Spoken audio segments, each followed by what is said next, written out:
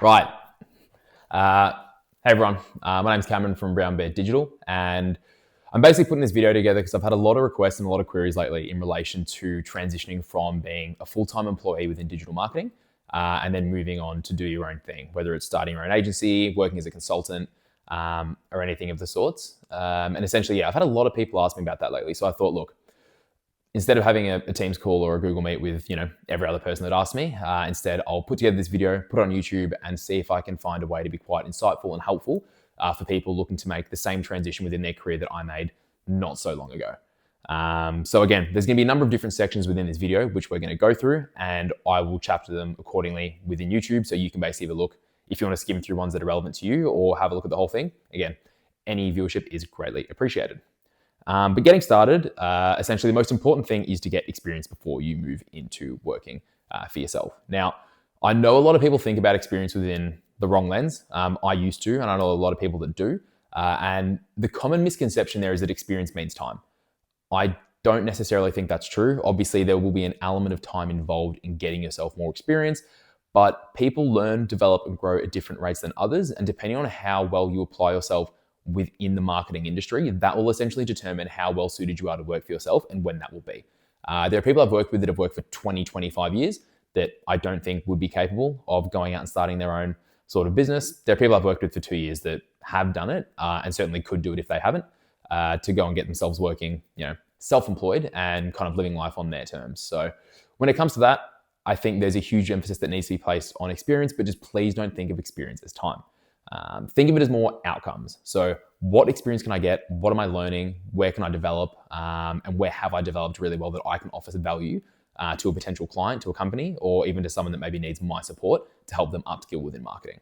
So where is that and what does it look like? So for me, it came from having a lot of experience at a lot of different companies when I first started working. So I basically had a number of different jobs. So we go job, and then I had number 1, 2, 3. 3 different jobs that kind of got the ball rolling for me and gave me a lot of experience that allowed me to take that next step in my career. So job 1 was for a small company, job 2 was for a very large company, and job 3 was for a medium-sized company. But the caveat between job 2 and 3, job 2 is a really, really large company. So again, great exposure, great working with agencies for the first time, great opportunity to build my network. But because I was in-house and not really managing the ad platforms for the budget that I was in control of, I didn't pick up a lot of hard skills within that process. So again, networking was great, working with agencies was great, managing budgets was great, being across creative strategy, also brilliant. But then otherwise, when you look at what skills you can offer and provide to a potential client, I didn't really pick up anything of relevance there because the agencies were doing the heavy lifting for us. So the reason that number 3 was so important when you look at this job here is that, again, medium-sized organization, but I was working within an agency. So instead of being the person that was calling the shots and, then leaving it to the agency to do the execution, I was doing the execution day in, day out. And that sort of balance between those 2 roles gave me the best possible experience to understand, the full breadth of what you do within a marketing function. Because if you're not doing both or haven't had exposure to both, it's very hard to know what's happening on the other side of that interaction. So again, for me, job number 3, also hugely important because, first experience right here, huge company with a lot of benefits in that regard here, and then the agency here. So when you look at those 3, a great way to get the ball rolling. And again, that helped me to understand what I wanted to do, what skills I could pick up, and then how I could benefit potential clients in the future as a result. Now, what came shortly after was opportunity number 4. And job number 4 for me essentially was working for another agency, but as opposed to number 3, I had a better work-life balance. So again, similar size to agency number 3, but the experience was more positive for me. I learned a lot more, I was a lot more relaxed, and I kind of transitioned through to a lot more senior roles within that company, which then allowed me to see a different side of digital marketing. Because as opposed to doing just a lot of different grunt work and a lot of execution within the platforms, I was managing strategy, in control of strategy, looking after the team, both from a cultural point of view and also a strategic point of view. And I was a direct liaison between the people that own the company and also the team that I was managing, which started off as a team of 2. And by the time I left, it was probably a team of 7 or 8. So again, a lot of room for growth. And as the company grew, I picked up a lot more responsibility, which helped me too, especially in terms of my confidence. Because I think when you look to move into running your own business or working as a consultant, confidence is a huge part in how that's going to go, because you need to be willing to put yourself out there. You need to try something new, and you need to be accountable for all the results that you drive and all the client work that you take on. Whereas when you're, maybe in a more junior role or working within an agency, there's always somebody else that's involved in that process. Therefore, if I'm just doing the execution day to day, but someone else is in charge of the strategy, the results won't necessarily fall on me. But when you're working for yourself, you need to be certain with what you want to do, how you want to do it, and be accountable for those results once they come in. And then again, job number 5, I'm not going to go into too much depth about either, but it is worth noting that, again, another agency, similar size to 3 and 4, but the role was a lot more creative focused because it was more of a creative based agency. So job number 4, I was focusing a lot more on the paid media side of things, managing the team, and allowing growth within ad platforms. Number 5 was very, very heavily focused on creative. And again, we did manage ad accounts, and I actually did a fair bit of media buying while I was there, but a lot of the focus was on creative strategy and creative output, which again, I learned a lot on. But when you look at the roles I've had there, you've essentially got role number 1, my first experience in digital marketing. Role number 2, large scale organization, a lot of exposure to people and how things generally work. 3, first agency experience, picking up a lot of hard skills and getting work very, very hard. 4, transitioning into a more senior role. And 5 is exposure to creative and, the amount of growth that can come from that. So when you put those 5 roles together, for me, that was the perfect amount of experience that I needed. And by the time I left number 5, I'd started picking up consulting work on the side anyway. And this is something I'll touch on shortly. But that gave me the realization that, I've got a bit of work coming in on the side. I'm consulting, I'm picking up some clients of my own. And I looked at my experience and I thought, I've seen enough, done enough, and been exposed to enough that I'm ready to take that leap, and I'm confident that I'll do well. So something that I think plays a huge part in being able to transition your full-time job into self-employment is networking. And it's pretty cliche. Don't be one of those like LinkedIn guys that's kind of just like, you got to build your network all the time. Everything's an opportunity. But look, there are a lot of people out there that have good networks of their own, are willing to help. And if you're good at what you do and if you're a good relationship with those people, it really can help you grow. And I think the emphasis on that is probably understated, as opposed to it just being like post on LinkedIn all the time, or like you have to go to these conferences. But just take the time and effort to get to know, understand, and work with people whenever given the opportunity. Because for me, a lot of the work that I've picked up and gotten has come from exactly that. Building relationships when I was working at agencies, when I was working in-house, and even just people I've met through things like playing soccer on the weekends, through friends. Again, there's a lot of people that need a lot of marketing support, and you'd be surprised how easily those roles and those opportunities can present themselves when you're just having a conversation with someone, at a birthday or, after soccer training or anything in that regards, which is a bit more social and a bit more relaxed. So again, building your network is super important. And I think the one example I'll provide from my own experience is that it doesn't necessarily have to be you building that network yourself directly. It doesn't have to be, I worked with this person, therefore they've given me, a role, or they've given me a contract that I can work with. If you do good work with and around others, those opportunities will present themselves for you, because there's people I've worked with who essentially worked with them in the past. They put me in touch with someone. That person contacts me. I need some marketing support on X, Y, and Z. I provide that support. Great. Went well. Project was good. We're happy at the end. That person had a huge network. Business owners know business owners. So they put me in touch with some of their friends that own e-commerce brands, one after the other.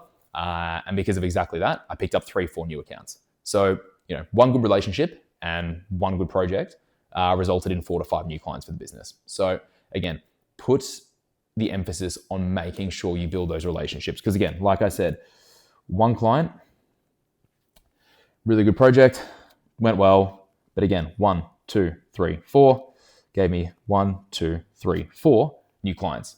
Now, as that compounds, it doesn't just become 4 new clients. Because again, like I said, business owners know business owners, and people are happy to provide referrals if you do a good job. Because the reality is, if they know people that are in similar industry to them, in a similar position to them, and they're kind of using you as a guinea pig, we've never had good experience with agencies. We're struggling to find a good marketing contractor that can work with us. And you provide them with this level of service delivery and the quality of output and results that they've been looking for, they will happily put you in touch with their friends, their contacts, whoever they're working with, to offer them the same results. It's a positive reflection on them. And again, those people in their network need that level of support, and that level of support will help them grow their business. So again, 1 becomes 4. And again, this guy might know 2 people. So you got 1, 2. This person maybe they don't have anything for you, so you can cross that out. This person might have 3, 1, 2, 3. And this person might have 1. But again, 1 became 4, and plus 4 became an extra 6. So 10 total. and it just continues to compound from there. So make sure you keep that in mind and top of mind when you're networking, when you're doing, even a smaller project, because you never know how those opportunities will go for you and your business moving forward. Now, getting it off the ground. So again, probably the hardest part in a lot of things is execution. So again, you can say, I believe I'm good at what I do. I think one day I'm going to work for myself, but kind of getting that off the ground and taking that almost risk can be quite difficult. And, pulling the trigger on that, I understand is a huge decision for a lot of people. If you've been working full time for, 3 years, 5 years, 10 years, and you've never worked for yourself, then making that transition is incredibly daunting, difficult, and a lot of the time there's a potential financial burden that will come from that, because as you then start your own business, your costs will increase. You'll need to pay for your own platforms. You'll need to pay for, equipment, resources, might need contractors to work with for certain things you're not confident at, and you're on the hook for the results. And again, you might not have as many clients or the volume of income or revenue for your business that you were getting in terms of salary at that previous job. So element of risk there, and one that's always worth keeping in mind. How to best go about that from my point of view is to look to get things up and running before you quit working full-time. So don't just have a full-time job, have absolutely no prospects and say, I'm going to work for myself. This is what I want to do. You can do it. And again, if you maybe have minimal expenses or you can afford to really take that gamble, go ahead. But for most people, if you've got rent to pay, costs, food, social life, it's just too risky. And the reality is, I think there's enough time within your day, your week, your month, your year, where you can network, you can meet people, you can pick up contracts on the side, you can utilize the networks that you're actually picking up at work, because while you're still working full time, again, you're meeting people, you're growing your network, and it's actually an opportunity that you're being paid for. You're being paid to be there and to do that, but at the same time, you can actually benefit your business by doing so. So I would look to utilize that time as much as possible to try and find prospects and ways to grow your business. So again, you might be working full time. So let's say in a week, you've got 40 hours. Let's say this square is 40 hours, so to speak. So again, when it comes to the amount of time you're going to work, you've got 40 hours at work. Maybe you'll do 3 hours Saturday, 3 hours Sunday, and 4 hours during the week. So there's 10 hours. So realistically, if we're going to break this up into 5, you got 1, 2, 3, and 4. So work, and this is the time that's working on your consulting. So you're kind of limited in terms of how much time and how much output can go towards that, which is why this time is super, super vital. The other thing that's worth noting is, realistically, if you quit your job and you go full-time in consulting without any existing prospects, the money dries up really quickly. And it's a risk that's probably not worth it. And that's why getting things up and running before you quit your job is personally how I would advise getting the ball rolling. So for me, how did that look? I had a number of different consulting jobs that I picked up over in the probably 2 years before I finished up working full-time, and then started doing my own thing. And again, most of them were project work, so it was nothing that I could really hang my hat on and say, I'm quitting, I'm doing my own thing. It would be, 5 hours here or there, 10 hours here or there, and it would come in once every week, 2 weeks, 4 weeks, monthly, quarterly. And there's maybe 2 clients that would give me that work. So again, it was nowhere near enough to sustain what I was doing. And the companies that were giving me that work weren't big enough for me to get, 20 hours a week worth of consulting. It was always going to be maybe like a few hours every few weeks just to support on some things that might need some optimization, some strategy, some insight. So again, I was doing that for a while. But again, as I continued to do that, people put me in touch with other people. So going back to that networking again.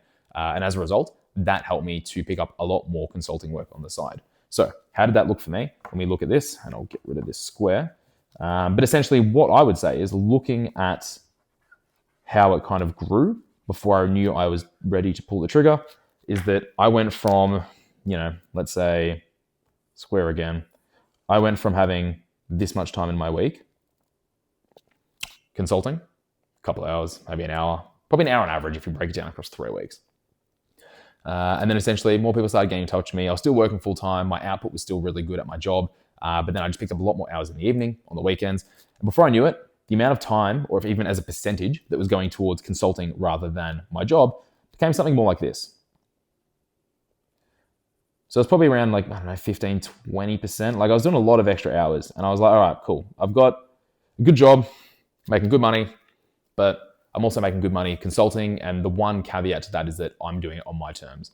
I work my own hours. I'm in control of the strategy. I call the shots, and I enjoy it. I'm growing something that is my own, because at the moment in time, I was a sole trader. So I was the brand. And even as a company, when you're a small company, it's your baby, so to speak. So I started growing that. I started getting more hours, and then I saw the opportunity where I was like, the work's coming in and it's not really slowing down. And that's without me even really putting a huge emphasis on growth. Because a lot of the work was just coming from referrals. People were approaching me. I wasn't, actually running ads, putting social content out there, posting on LinkedIn, anything like that could kind of get some leads through the door. So I kind of reached a point where I was like, how much am I making from, working full time? How much am I making from consulting?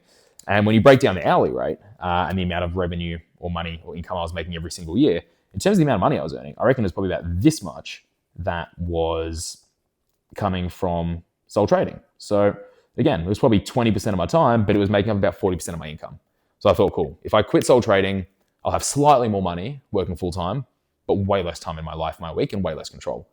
Whereas if I quit the full-time job and I'm making, 40% of the 100, realistically, I make slightly less money, but I'm working my own hours, I'm working a lot less hours, and there's a lot of additional time in the week that will enable me to focus on growing the business, which, again, I can use money, I can use time. There are a lot of different ways you can do that, paid media, organic, all of the above. So I looked at that situation and I realized that it was at a point where I could kind of roll the dice, and I myself was fortunate enough to be in a position where no mortgage, no pets, no kids, nothing like that. My life was relatively flexible, and I thought, you know what, I'm going to pull the trigger, I'm going to take that risk, and I'm going to go ahead and look to work for myself full time, and even give it a couple of years while I can afford to. If it doesn't work out, I can just go and get another job in the future. There's no shame in that, but it's definitely worth taking the risk to try and make something my own that I can then work for and do for the rest of my life. So essentially, what happened was I made that call, I quit my job. And then the extra time of my week has gone into growing the business. So again, posting regularly on LinkedIn, cold calling, cold audits using Loom, and platforms such as Meta Ad Library, Google Ad Transparency Center, and then reaching out to my network, my connections, building those relationships, networking events, all sorts of different things. And as a result of that, what was the amount that I was making at 40% naturally increased, because I didn't have 40 hours a week that was working a full-time job for somebody else that didn't necessarily correlate to my contract work. I was all in on the contract work. And the important thing is I didn't take a risk with zero. I already had a very steady income from that. So I was able to keep living my life. I didn't have any financial stress, and the time just went straight towards growing that. So again, the amount I was making additionally now has become more than what I was making when I was working full time, because the extra time that was available from working full time has gone into growing the business. And as a result, it's worked. So again, am I making less than I was working full time and consulting almost full time? No. Obviously, I've lost a lot of income there. But am I making more consulting full-time now than I would be if I was working full-time in the previous roles that I had? Yes. And I think that, in terms of that transition and getting the ball rolling, is the most important part. So like we discussed, utilizing your career and your experience and your network, getting work under your belt, and then once you've got that, looking to pick up more and more and more, and reaching a point where you can take that gamble, quit your job, and focus on consulting. Now, once you've quit your job and you're obviously working as a consultant, the most important question then becomes, how do I scale this? How do I make it more sustainable? How do I find a way to grow this into something that will enable me to work for myself for the rest of my working life? And again, it takes time, and there's an element of risk associated with that as well. But what you need to do is find that steady, stable workflow when you first quit your job and then go full-time head on into consulting, and then utilize the resources you have around you to scale the business. So again, we've already spoken about the impact of paid media, what you're doing, networking, referrals, and you basically need to put those all together and find as many different possible ways to get more leads through the door to allow your business to grow. Now, for me, there are basically three primary ways you can grow your business, and it's fairly straightforward. One is organic. Using organic traffic and social media presence to get you more followers and leads through the door.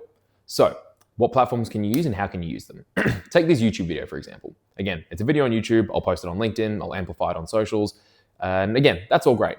But how can I also use it to get more clips, more footage, and more resources out of this, as opposed to having to put a lot of time aside to get lots of different clips, videos, ads, different things that you can put onto your socials to grow your business.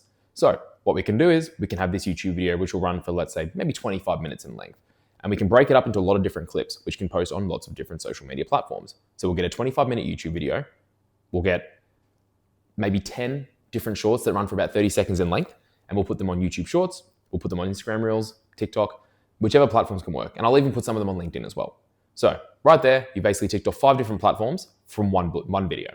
25 minutes, well, again, time and effort goes into, getting this set up and, recording, editing and all that. But from that one piece of output, we'll get a number of different clips, a lot of different footage, and a lot of different content that can be amplified on organic socials. And again, there's also social content that you can put together and work on, which will not necessarily come as clips from a YouTube video, but content that is directly and deliberately designed to work in those platforms. And make sure you're doing it regularly. If you're not posting regularly, again, a lot of people try and do I'm going to post once a week and see if I can break the algorithm or, get optimized best the algorithm and just get one video that goes viral and that's me sorted. No, not how it works. Post regularly, as frequently as you possible. Learn from what you're doing. Try and optimize as much as possible and try and see what you can chop, change, and diversify to get as much good quality content that will relate to your target audience as you can. Second of all, paid media. Now, this is an interesting one because a lot of people want to move away from doing this or avoid doing this in the first place because it costs money.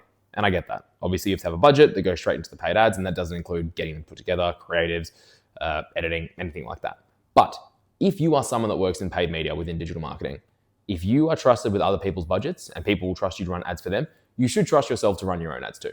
It's like that saying where every plumber has a leaky pipe. Well, the same thing kind of goes. So realistically, I personally, and that's what I'm working on at the moment, will be running paid media for this business. I'll be doing it through a number of different platforms. And again, Meta is probably going to be my starting platform that we optimize towards as much as possible. I will have some money going into Google too, but that's essentially the starting point for Brown Bear when it comes to paid media. But the reality is, I back myself, I'm good at what I do, and I would trust myself to run paid media for any account that comes on my doorstep. So why would I not trust myself to do it for my own business and get the results that I want?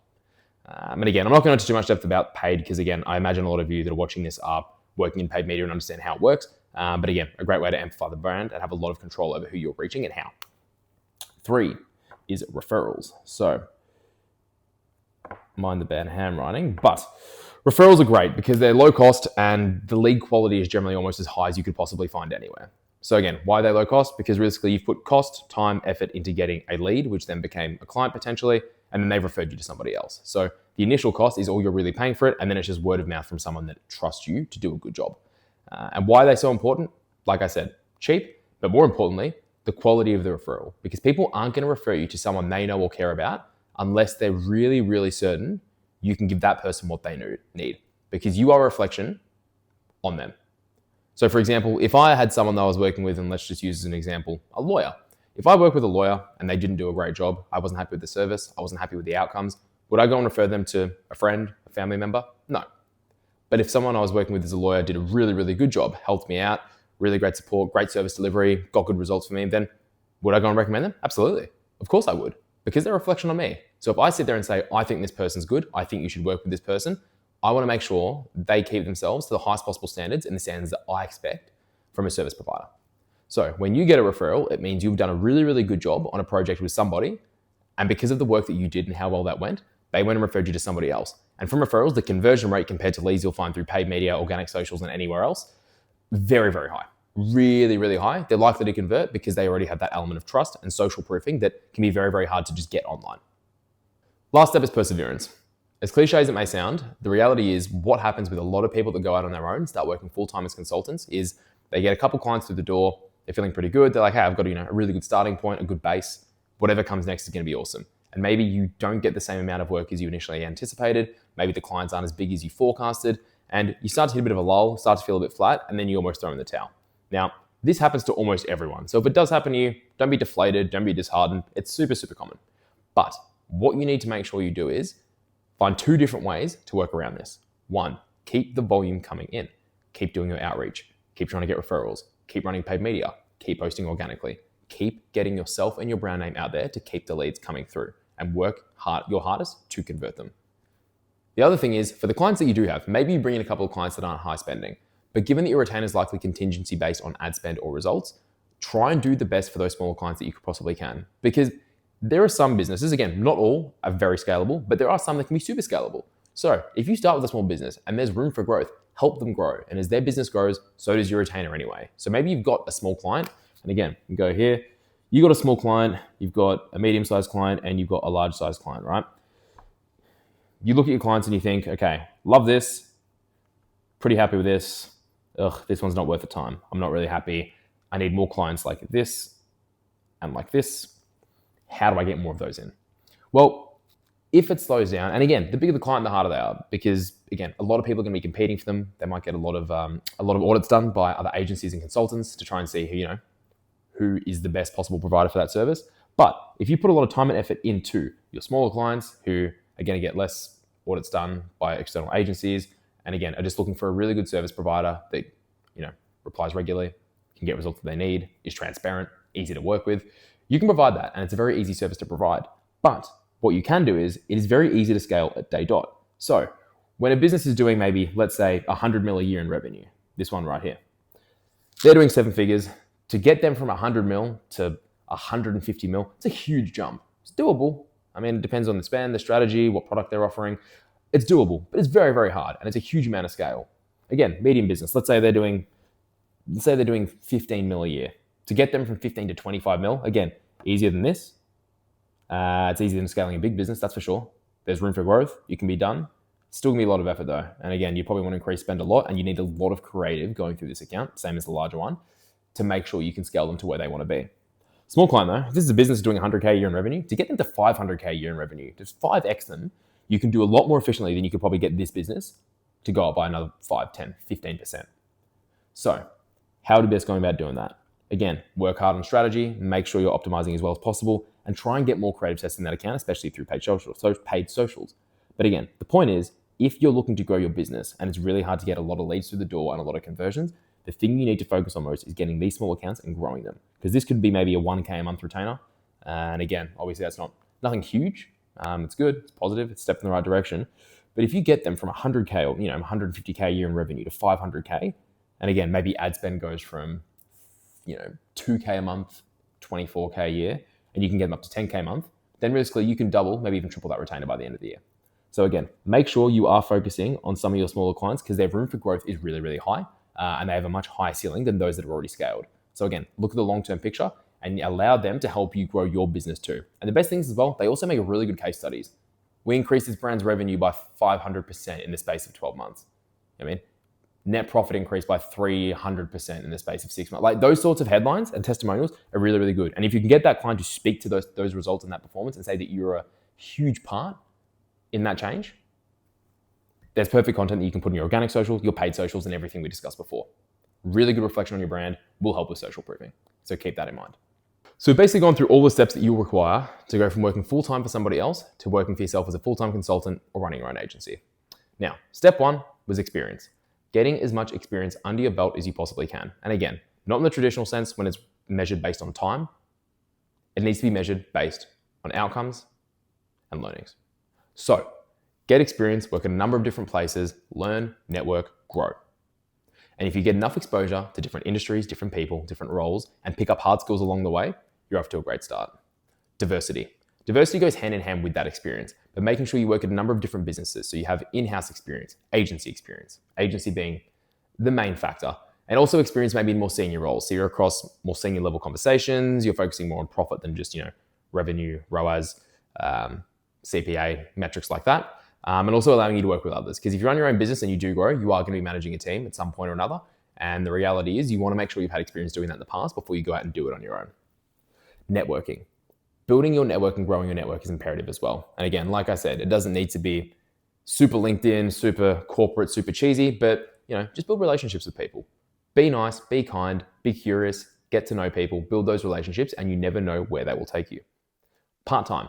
Again, start consulting whilst you're working full-time for somebody else and still got a full-time salary, and start building up that portfolio and building up that work for you and your business. From there, look to scale and then go full-time. Once you've gone full-time, obviously you want to make sure you have enough work to sustain yourself, which if you make that transition, it's likely that you did. And that's really, really important to helping to grow your business. Scale. Once you've gone full-time, scale as aggressively as possible. Pick up more clients, pick up more work, grow your accounts, increase those retainers, and build your business. Get a strong brand name from the work that you're doing and the outcomes that you're driving. Then it's commit.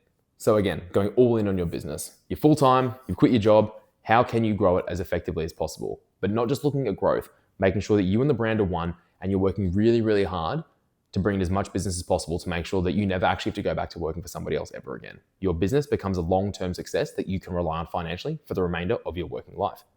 And finally, perseverance. When things get tough, things get difficult, work dries up, clients spend less, you maybe have less projects coming in if you work on an ad hoc basis as well.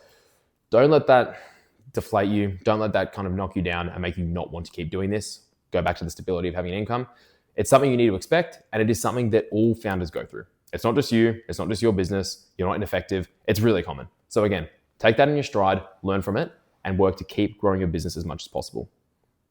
Anyways, that's been all for today's video. I really appreciate your time and thank you very much for watching. If you have any questions, please don't hesitate to reach out directly. I'll have my LinkedIn in the bio below. Cheers.